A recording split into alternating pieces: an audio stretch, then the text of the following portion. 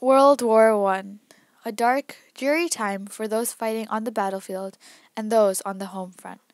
Soldiers faced gruesome scenes and the true horrors of war, such as trench warfare, and struggled to stay alive and emerge victorious, establishing America as a world power. Finally, Germany accepted defeat, and the European nations began the long process of reconstruction. In the United States, the news brought joy. An armistice had been signed, and peace had been made. The Great War had just ended, bringing with it new attitudes and new problems. As soldiers came home, the nation began to change. Now people wanted to enjoy life, to make the most of what they had been given. Wartime shortages had at first raised prices, and then after a period of recession, dropped them. Consumer-friendly prices and products were now found throughout the country, and even the middle class explored a wide variety of choices in the now affordable market. The new selling frenzy led almost all people to be able to buy what first seemed impossible to own. Technology continued to progress as well, with each day bringing a new way to make tasks easier and more efficient. Inventions like the washing machine, Ford's Model T, which was made cheap by Henry Ford's assembly line, and even the vacuum cleaner now lined the shelves of stores along the East Coast. This was all made possible with the use of installment plans, where the consumer could buy now and pay later. These appliances simplified tedious tasks and allowed for more recreational time, and now it was customary for a man to come home after work and listen to the radio with his family, introducing the concept of leisure time.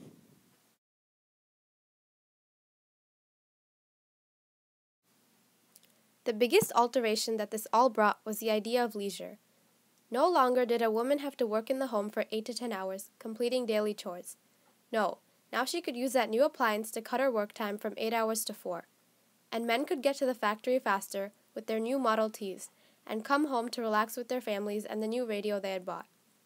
More and more people are accepting the 8-hour rule. 8 hours of work, sleep, and leisure. Times were changing, social lives especially, with more recreation among citizens. People have more time to read mass circulation magazines, such as Reader's Digest and Time magazine. Movies and sports were also gaining popularity for more entertainment. Families could now enjoy the latest wonder presented in this time, the moving pictures. Was it magic? Presenting the movie and a whole industry with it. Movies became one of the nation's top pastimes.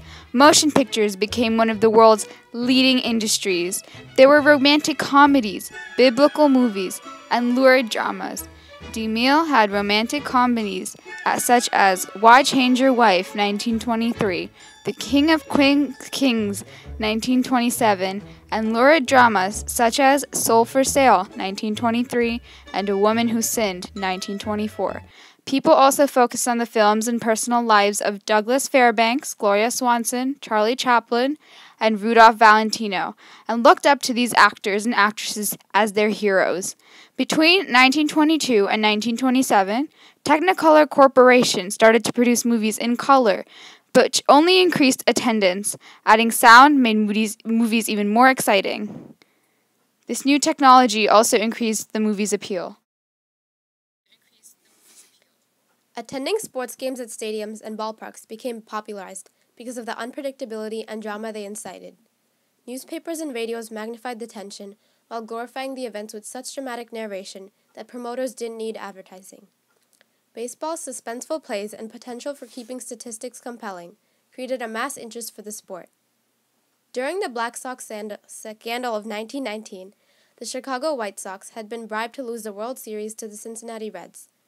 Court records suggest that the 8 players received around $100,000 for losing 5 games to 3. In addition, discovering that home runs excited fans, the league redesigned the ball to make the experience livelier. Game attendance skyrocketed to a record of 300,000 people. African Americans were prohibited from the major leagues, which led them to forming their own teams. The first viable black league was formed in 1920 under the leadership of Andrew Rube Foster, manager of the Chicago American Giants. Baseball's foremost hero, George Herman, better known as Babe Ruth, began as a pitcher, but he found he could use his skills to hit home runs. Ruth hit 29 home runs in 1919, 54 in 1921, and 60 in 1927. He charms his fans by appearing at public events and children's hospitals. Other famous athletes during this time included Bill Tilden, who played tennis, Gertrude Ederle, who swam across the English Channel, and Jack Dempsey, a heavyweight champion who was adored by millions of fans. Technology achieved new heights with each day. December 17, 1903 was one of these days. At Kitty Hawk, North Carolina, the Wright brothers launched the first successful heavier-than-air flight, creating the path for aerial advancement. In 1927, Charles Lindbergh became the first aviator to fly solo across the Atlantic, landing the Spirit of St. Louis in Paris, France. Lindbergh was highly celebrated by the American public, and newspapers and telegrams greatly publicized Lucky Lindy's place in history. Lindbergh, like many sports players of the time, was a hero in the eyes of everyday citizens, especially due to his American-based values. Such stars provided a role model for the American youth, further moralizing them in addition to preventive measures like prohibition, but that would soon take a turn. After the World War, many citizens, especially the demobilized soldiers, soon became lawbreakers by refusing to give up drinking. The 18th Amendment of 1919, which prohibited the manufacture, sale, and transportation of alcoholic beverages, and the federal law that implemented it worked well at first. However, the Prohibition Bureau soon refrained from enforcing the new law because it only got $7 million to enforce that law. In the mid-1920s, the so-called Noble Experiment faltered as thousands made their own gin illegally at underground establishments. Gambling and prostitution rose significantly because of the available customers. Al Capone was one of the famous gangsters notorious for seizing control of illegal liquor and vice in Chicago, maintaining power through intimidation, violence, and bribery. A prominent agitator in the women's temperance movement was a woman by the name of Carrie Nation. Carrie believed that she was ordained by God to promote temperance by entering illegal saloons and destroying their bars and stock. She faced enormous oppression by the nation's young people, though, and in 1933 the Prohibition Act was repealed. As more and more Americans became educated, magazines, newspapers, and books flourished. Literature began to reflect the issues of daily life as authors tried to express their feelings towards the new society of America. Materialism was one of the topics that writers tried to incorporate into their work, expressing their disappointment about the public's absorption with money. Novels like Fitzgerald's The Great Gatsby and This Side of Paradise discussed this matter. The clash of morality was found in books such as The Age of Innocence by Edith Wharton. Ernest Hemingway conveyed his anti-war sentiments in his A Farewell to Arms. There was also John Dos Passos' The Three Soldiers in 1921. The African-American population also contributed to the literature movement.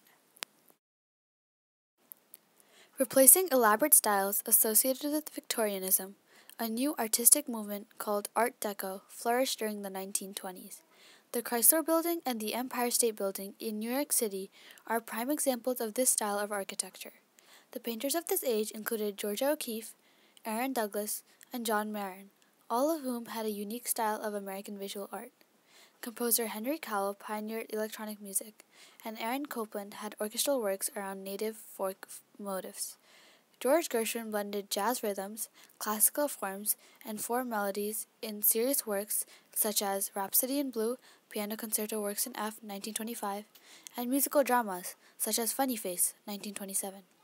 These authors and musicians expressed their ideas and thoughts on modern society through these works and discussed the issues they found significant in the decade.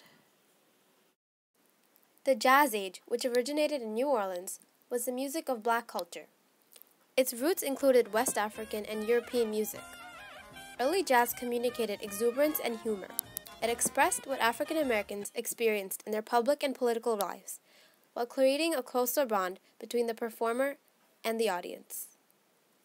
The phonograph record became the primary method of spreading music, surpassing the distribution of sheet music and piano rolls.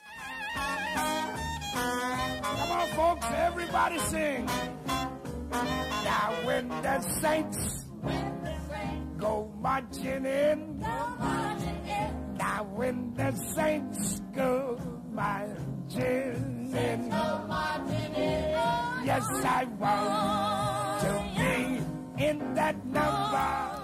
Jazz moved to places like Kansas City, Chicago, and San Diego.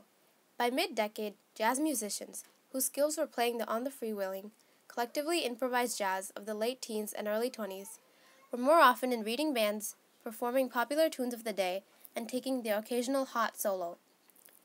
Urban dance halls and nightclubs had interracial audiences and featured gifted jazz performers like trumpeter Louis Armstrong, trombonist Kid Ory, and the renowned singer Bessie Smith, with her national hit, Downhearted Blues. This music included uses of the trumpet, trombone, saxophone, string bass, and piano.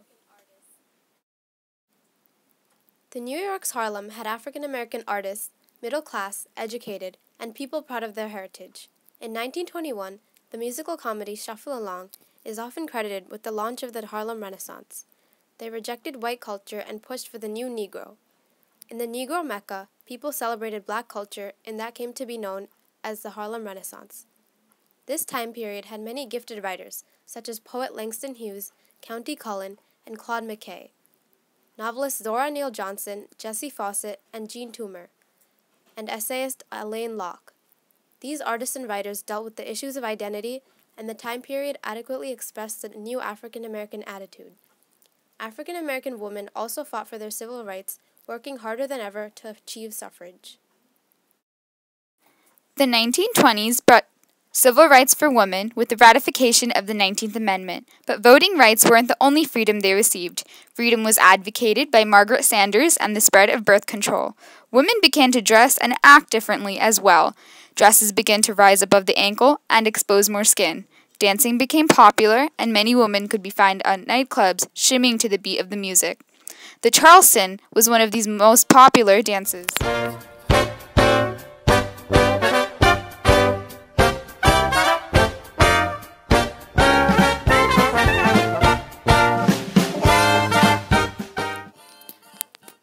More women began to drink and smoke, often alongside men. Nightclubs were flooded with young women who didn't have to sit with housework all day.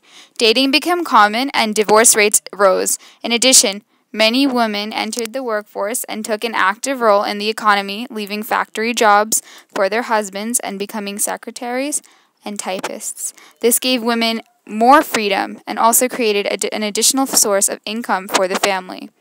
All in all, the changes women experienced in the decade, although limited, were important for developments in the fight for complete rights. Warren G. Harding, the 29th president, was known for his charismatic personality and charm.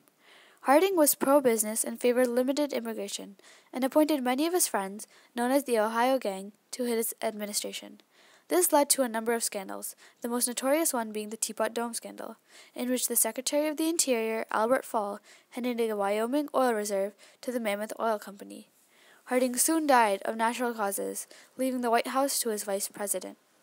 Calvin Coolidge, the 30th president, assumed presidency after the death of Harding. He was far less outgoing and was nicknamed Silent Cal. Although he spoke little, Coolidge brought great change to the country, reducing federal debt and lowering income tax rates, and beginning the construction of a federal highway system. The 31st president, Herbert Hoover, was optimistic and outgoing.